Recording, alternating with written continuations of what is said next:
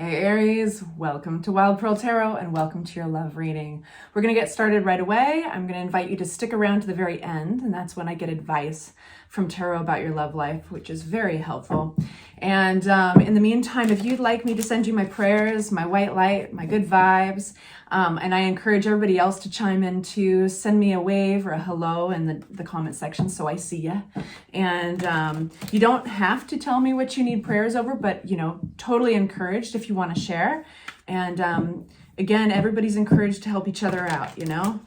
We're not really strangers if we once we reach out. And I'm sealing that with my intention and my word that only positivity can come through here.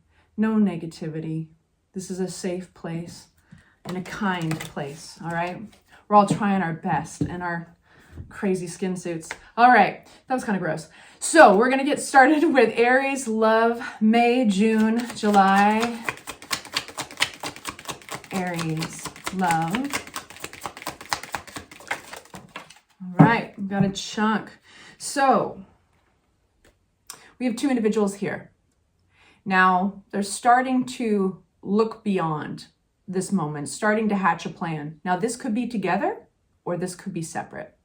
We have one energy that could be ruled by an air sign, but either way, it's somebody who is very rational, somebody who needs clarity, is searching for truth. They look at things a little more black and white, or at least they're currently looking at things a little more black and white.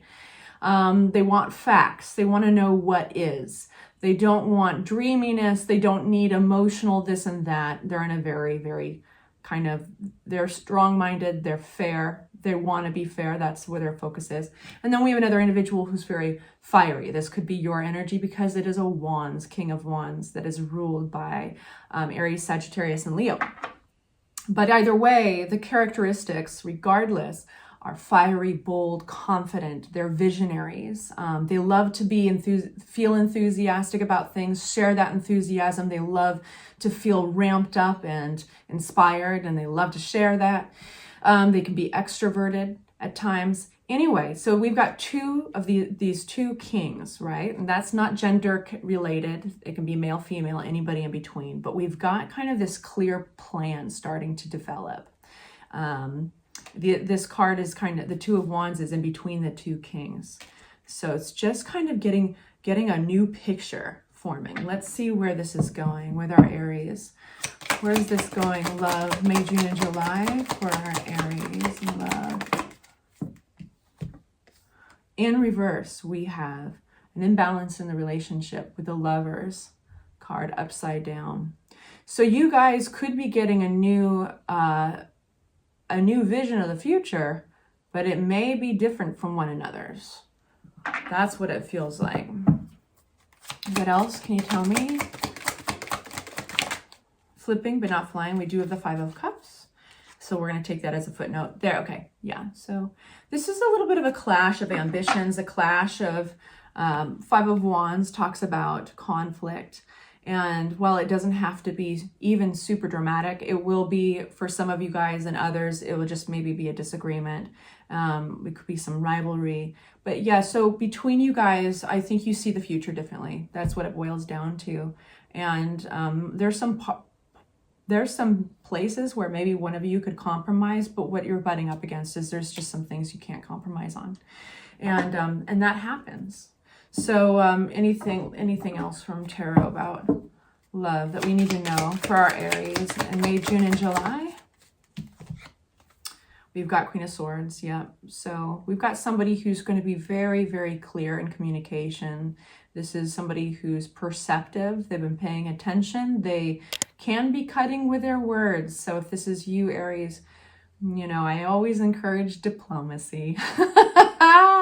But it is important when the Queen of Swords comes out, regardless of who it's coming out for, it's important that this information get across. It's kind of like she is the boundary setter of the tarot,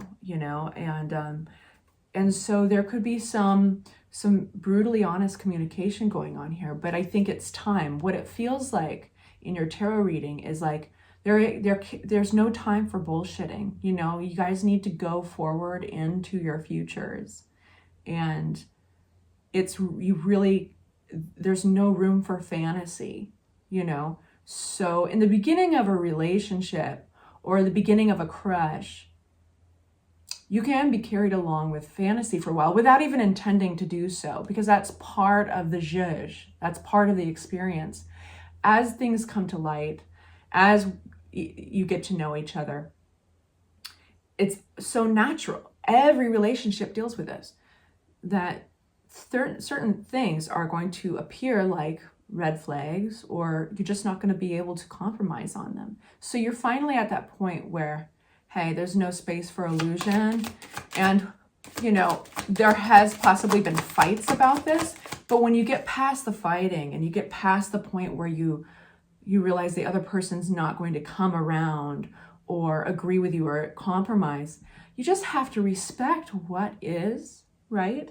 And then we have King of Cups energy. Now, this could be another individual coming in here, or this could just be a rebalancing, an emotional maturity that steps in and says, I'm tired of fighting. Why don't we just try accepting that the other person wants to go this way and I want to go this way, you know? Where are we headed with this? For the star, beautiful. So hope comes in. This is after the storm. This is the beautiful clear skies that appear after the storm. There's a very spiritual connection with this card. There's a sense of it's being healed, right? And the calm after the storm, you know.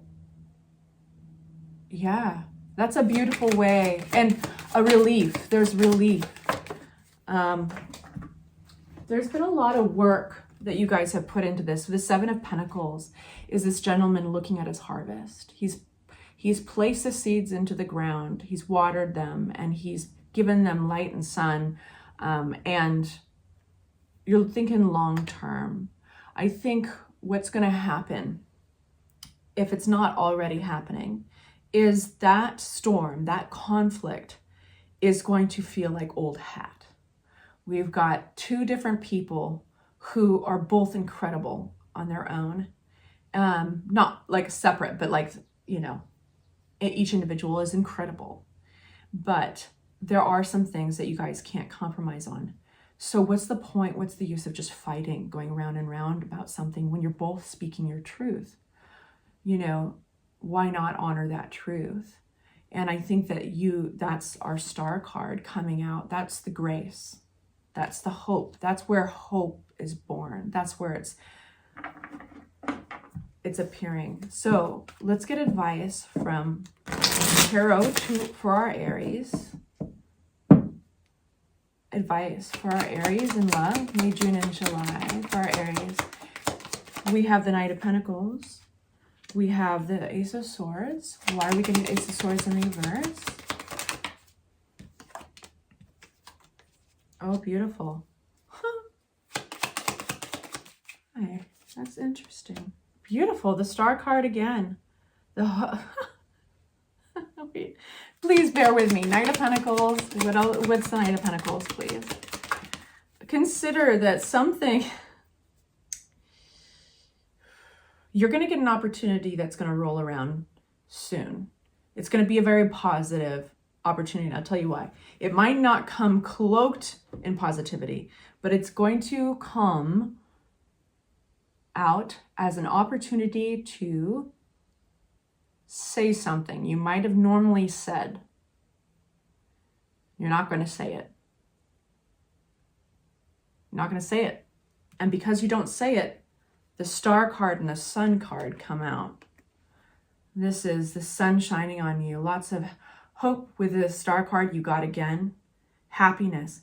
This is because the star card came out with the King of Cups, that emotional stability, that emotional maturity that you guys reach. Basically, being aware of what you say moving forward is going to have an amazing impact on what occurs. Because there's something you may feel the impulse to communicate. And in that moment, ask yourself, why do I want to say this so bad? And I think that it's attached to the Knight of Pentacles energy. And that energy is saying, I want to say this because I'm on the edge, I'm on the precipice of something very new. Like it could be a breakthrough or learning something new. Like when we all do this, as we get older, we get these opportunities to make these personal breakthroughs in our relationships, the way we have them, the way we process things, the way we treat others, the way we receive. It's so hard for some of us to receive, and we're in denial about it. Maybe we're people who always give, and then we've got some rant about it, like people don't appreciate me or whatever. Let me give you an example, right? But you're on this precipice of learning something new. It's a learning curve you've been on. And the moment you're on that edge, you're going to feel temptation to perhaps say something that if you don't, and you instead just observe, something beautiful is going to happen. That is where the emotional maturity comes through. That's your breakthrough. Right there in that moment is going to be your breakthrough. I didn't act on impulse. I did not say this one thing. And all of a sudden, hope is born. The sun comes out. Three of Swords. Heartbreak diverted.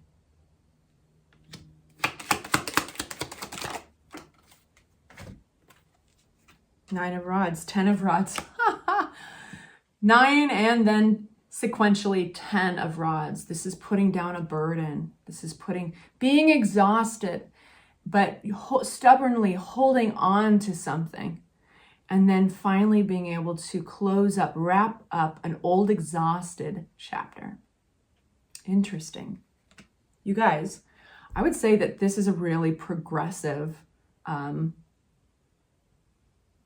reading. Like you're getting some shit done emotionally in your relationship world. I'm sending you off with love and light, and I'll talk to you very soon. Thank you so much for watching. Take good care.